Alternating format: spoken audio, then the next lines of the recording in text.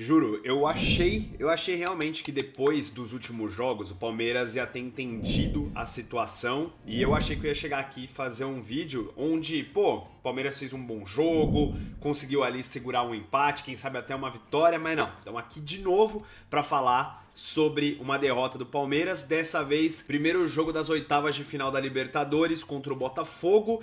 E a primeira coisa que a gente precisa falar é que foram dois jogos totalmente diferentes. O primeiro tempo foi um jogo, o segundo tempo foi outro jogo. Que atuação tenebrosa da defesa do Palmeiras no primeiro tempo. Meu Deus do céu, velho. Meu Deus do céu. Vitor Reis, Murilo, Gustavo Gomes. Eu não sei. Olha, teoricamente, se você vai jogar com 3 zagueiros, você não pode tomar o tipo de gol que o Palmeiras tomou. Falhas individuais. Vitor Reis não acertava um passe. Murilo completamente perdido no jogo. O primeiro gol do Luiz Henrique e depois o segundo gol do Botafogo do Igor Jesus. 2 falhas ridículas. O segundo gol, então, aquela bola nas costas, cara, é bizarro, velho. Bizarro. E o Palmeiras, no primeiro tempo, só marcou o gol com o Maurício, ainda pelo menos ali um gol com o Maurício, porque o goleiro do Botafogo, o John, cometeu um erro. Só por conta disso. O Rony forçou a jogada, um embate ali, e aí foi o suficiente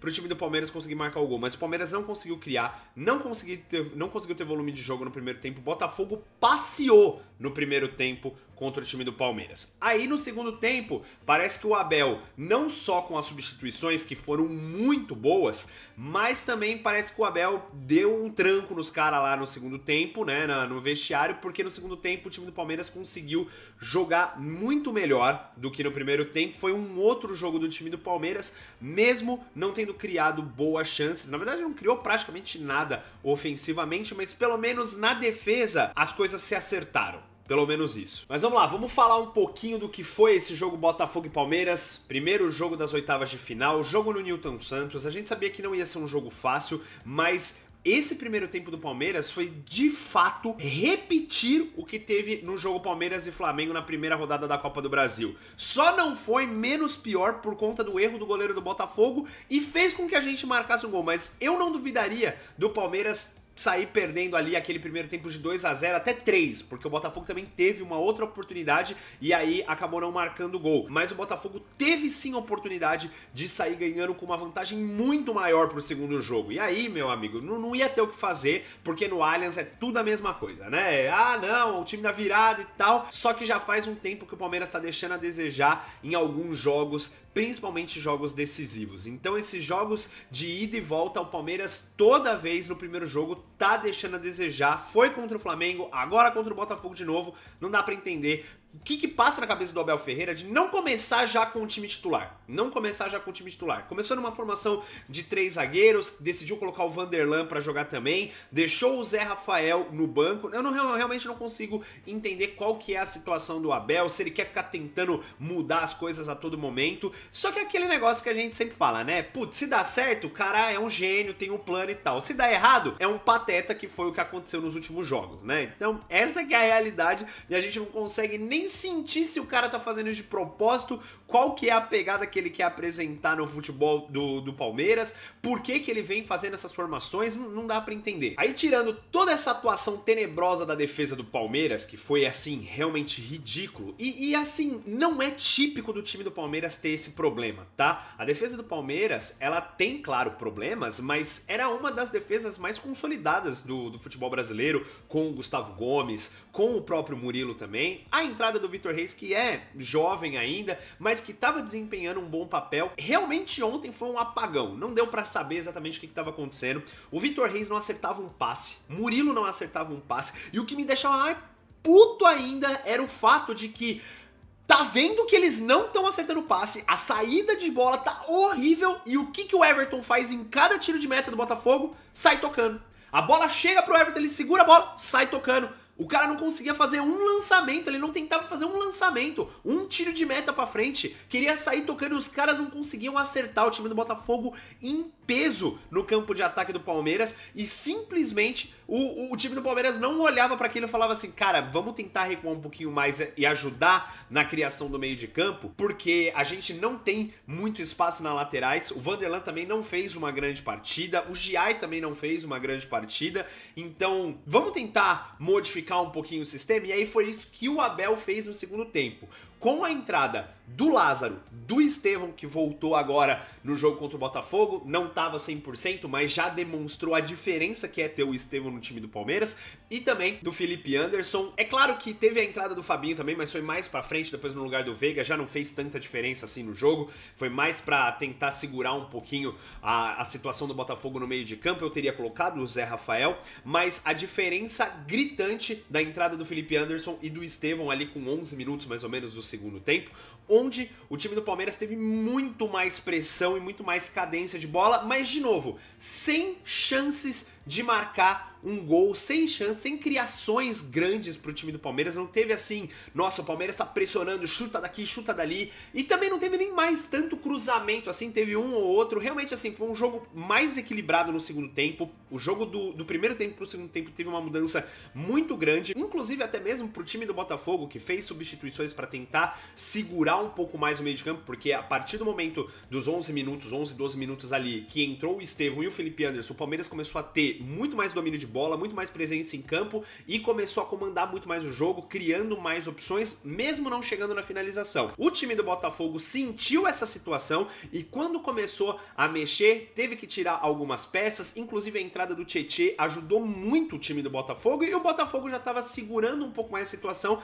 para tentar jogar um contra-ataque. O Tiquinho, que fez fazia 3 jogos que não jogava, entrou também, mas não demonstrou muitos perigos, e para mim o melhor nome do jogo inteiro foi de fato o Igor Jesus, mas o Luiz Henrique também jogou muito bem pro time do Botafogo, tá? E até o final do primeiro tempo, o melhor jogador do time do Palmeiras era o Maurício.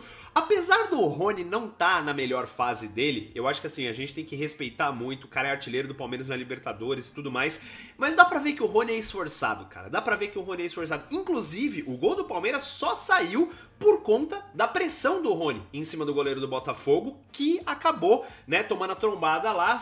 Tava num lance onde a bola tinha sido recuada, não podia pegar com a mão, ele foi tentar sair jogando, o Rony pressionou, teve a trombada, ele faz um lançamento errado, e aí o time do Palmeiras consegue usufruir dessa situação e aproveitar. E aí o Maurício, na hora da defesa também, o chute, o goleiro não estava bem posicionado, a bola, ele ainda defende antes da bola ir pro gol, mas pelo menos o Maurício estava conseguindo buscar mais o jogo. Eu não teria tirado o Maurício no segundo tempo, teria deixado ele em campo, porque eu acho que ajudaria muito mais o time do Palmeiras.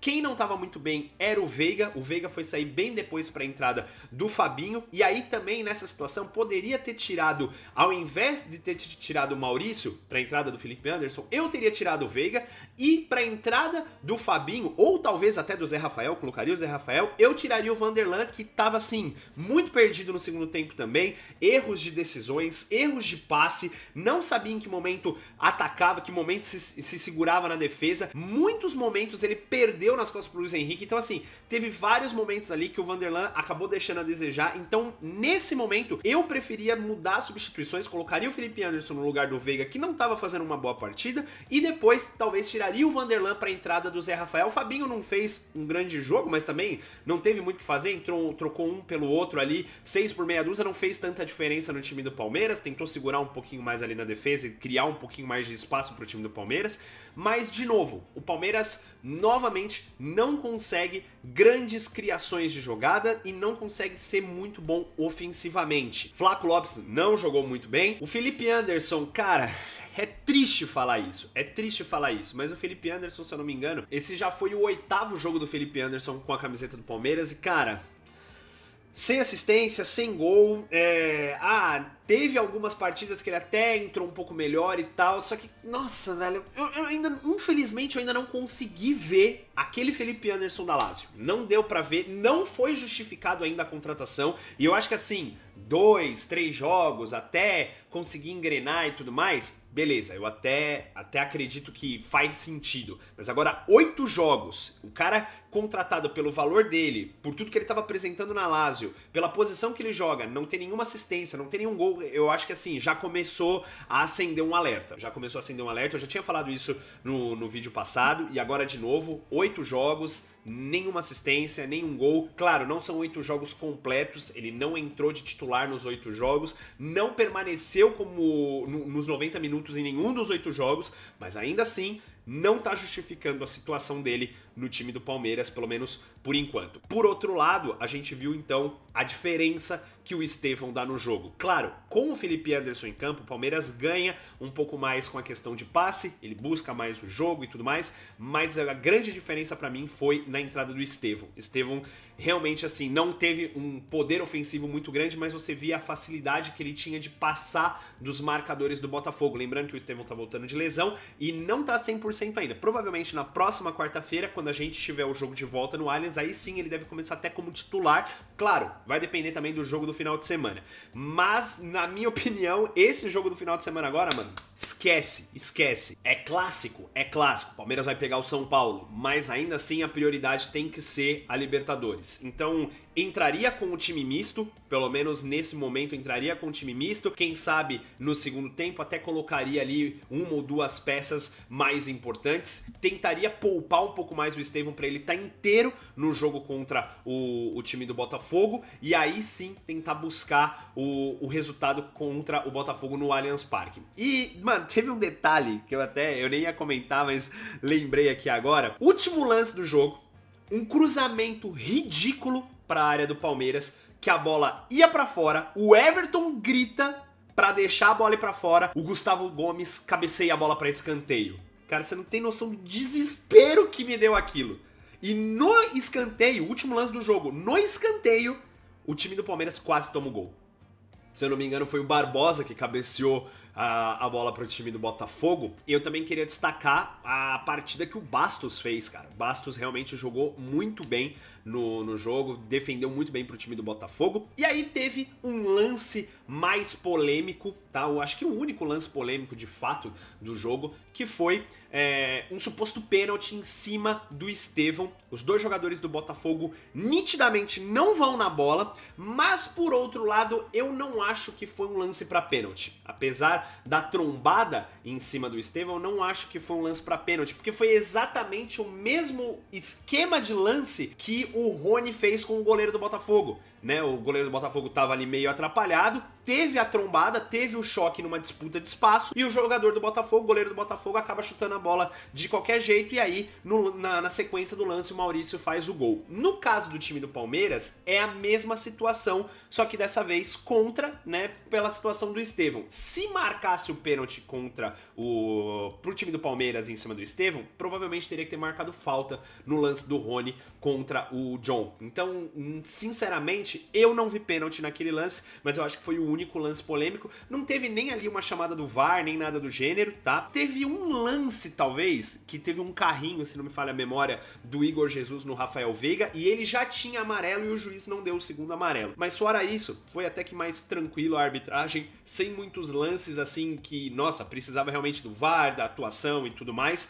O gol do time do Botafogo, os dois gols legais, teve até, traçou a linha aqui e tal, que não sei o que no segundo gol, mas o gol, nitidamente, só de você olhar na câmera, você já conseguia ver que o time do Botafogo tava com um homem legal na jogada, então não tinha por que ficar fazendo tudo aquilo. Agora é esperar para ver o que vai rolar nesse final de semana, Palmeiras e São Paulo no Allianz, inclusive, e aí na quarta-feira que vem, Palmeiras e Botafogo no Allianz, quem sabe 1-0, se não me falha a memória, vai pros pênaltis, não tem prorrogação, vai pra pênaltis direto, não tem também a questão do gol fora, né? Então 1-0 é pênaltis.